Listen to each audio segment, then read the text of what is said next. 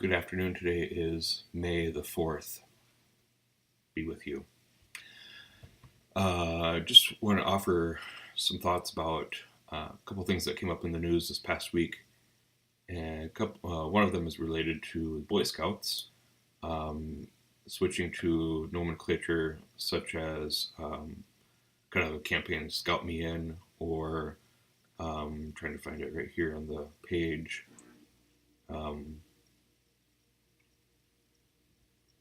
It would refer to the BSA, or the Scouts BSA. Where is it? Oh, just Boy Scouts of America. Sorry about that. But they're in the process of allowing girls into the scouting group and stuff like that. And I think one of the things that there's a danger in this.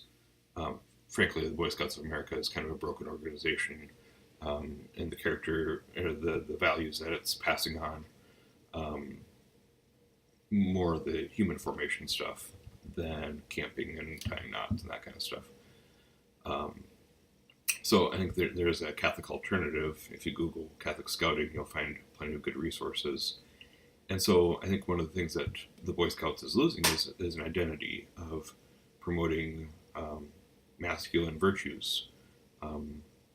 And also I think in the same sense of the or same the other side of the coin, we might say, is that kind of their the feminine nature, and it's that reality that the sexes are meant to complement one another, that there's differences between the two that even the other out. So I think it's one thing to be said, but also there's a program at the University of Texas that can, and in quotes, if I feel like wearing a dress, I can do that. It's kind of a oxymoron. Jeff Goldblum's character Ian Malcolm brings up in Jurassic Park. We have this possibility of bringing dinosaurs back, but should we? We live in a completely different world. What would they go down town? Would they just ravage it and leave everyone for dead?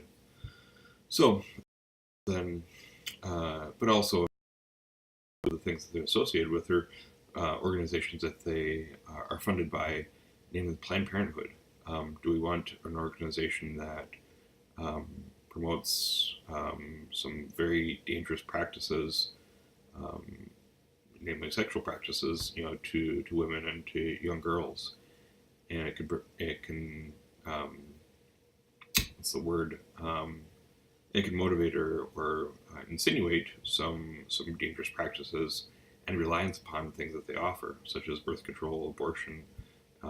Because one of the realities is that sometimes birth control is not 100% effective, and so we've got abortion just right up the corner, available to you as well, and so it kind of creates a cycle of a woman or a young girl being used. Or allowing herself to be used in those ways, which is very sad, very unfortunate. So some things to consider, but also some areas of hope as well. I think it was last Friday I went to the Imagination Dinner put on by the Alpha Center, which is in Sioux Falls, and it provides pregnancy resources, kind of crisis pregnancy resources, parenting classes, those kinds of things.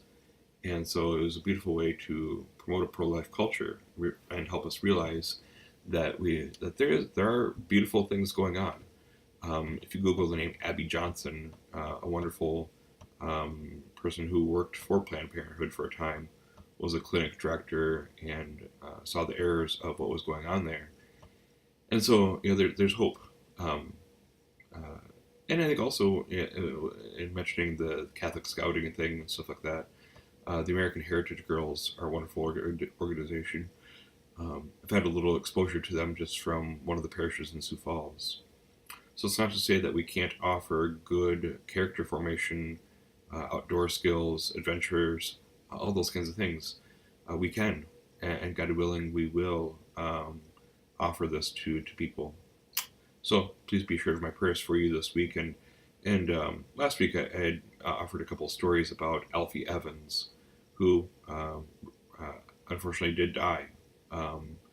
And And so it'll be interesting to see what happens with any court cases that could come about from this. But also, I think, it's Friday.